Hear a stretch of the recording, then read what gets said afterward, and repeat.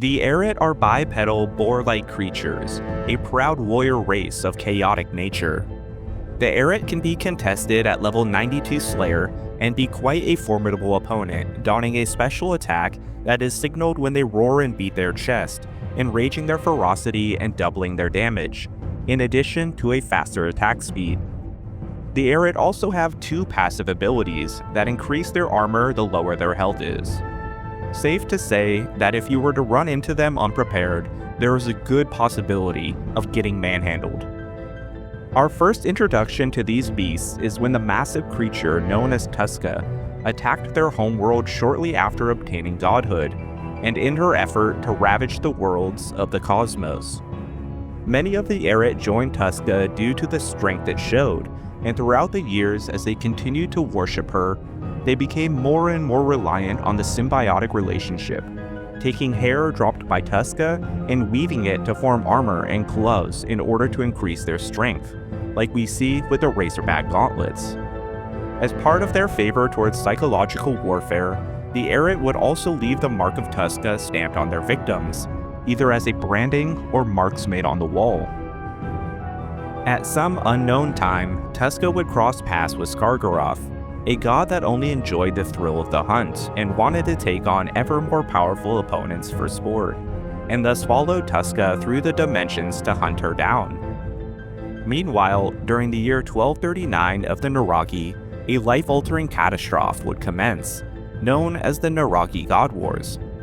Back on Terragard, the god Sardaman came into possession of the artifact known as the Elder Crown, and used its influence to bring its people and society to new heights of prosperity, with him at the helm.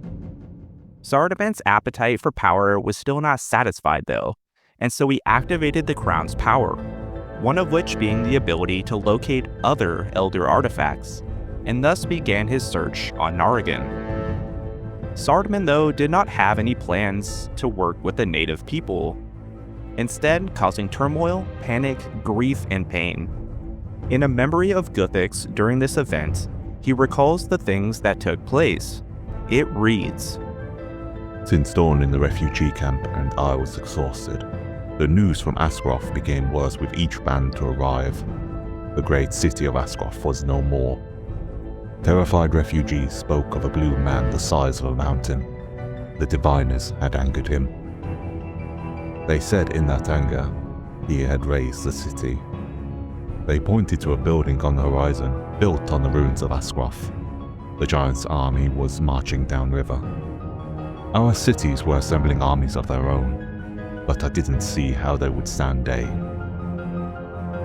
The refugees from the destruction were able to organize outside of the danger zone, but resources were dwindling and it was about to get much, much worse. In the first journal entry from Commander Kaiji, it reads, "Only last week, we thought that salvation was around the corner.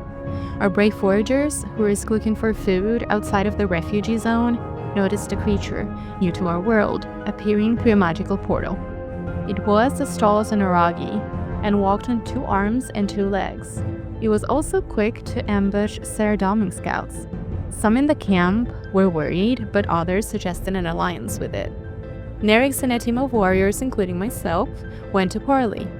When we arrived, we signaled our peaceful intentions, but we underestimated the creature's ruthlessness. It attacked us before we could even open our mouths, spitting corrosive bile and rending us with its claws. 2 Naragi were killed, while the rest of us took cover and hid. But the creature was not interested in hunting us down. It chanted the syllables Tuska over and over, and left us. We rushed back to the camp to warn of the new foe." The Airut were here, drawn to the fight like a moth to the flame, bloodthirsty and ready for battle. Before joining in though, the Airut priests had to summon their queen. Kaiji's journal continues the documentation. It reads, Year 1239, week of Flyglow. It's been a week or so since the arrival of the beast, and there are hundreds of them now. Some Naragi in the camp are calling them Airut, since they wear masks, like the warrior Airut from our histories. The Airut have been attacking the camp, killing our people, and we've been fleeing when we can. It does not help. The first Airut was a harbinger. Now they are flooding into our world. Some of us have been tasked with scout duty, trying to anticipate their attacks. I am one of them, and I was among those who made the latest discovery. Through the Airut's portal, a new breed of the race appeared, dressed in furred robes, carrying a staff. They looked something like priests, and their leader, her face without a mask, gathered the Airut about her. She raised her staff and shouted, in a language that our Lightweaver twisted and reformed as, "Tuska will eat of them, and they will be of Tuska. They will fill the belly of a god. This is the gift of Tuska." The leader then led the Airut in a chant of Tuska, Tuska, Tuska, waving her arms to encourage them to shout louder and louder. We brought this news back to the camp. Some of Nakigi's followers decided to talk to these priests, to bargain for their lives. I warned them that we should stick together, but their minds were made up. They packed their bags and walked from the camp. The next entry in the journal continues. Year 1239, the week of gloaming. We did not hear from those who confronted the leader. Nakigi feared the worst and gathered 5 to travel to the Airut portal to look for signs. I was to lead the expedition. Only a short distance from the camp, it was clear that something terrible had happened. Our forests were flattened. The outlying huts were scattered and broken. Roads were rouged and scarred by something impossibly huge. Then, we heard a roar and the clatter of rock on rock. In the distance, a giant, the size of a city and covered in what must have been thick matted hair, was scoring a hill with its horns, tossing the soil and rock for some distance. It leveled our land as if it were plowing the fields.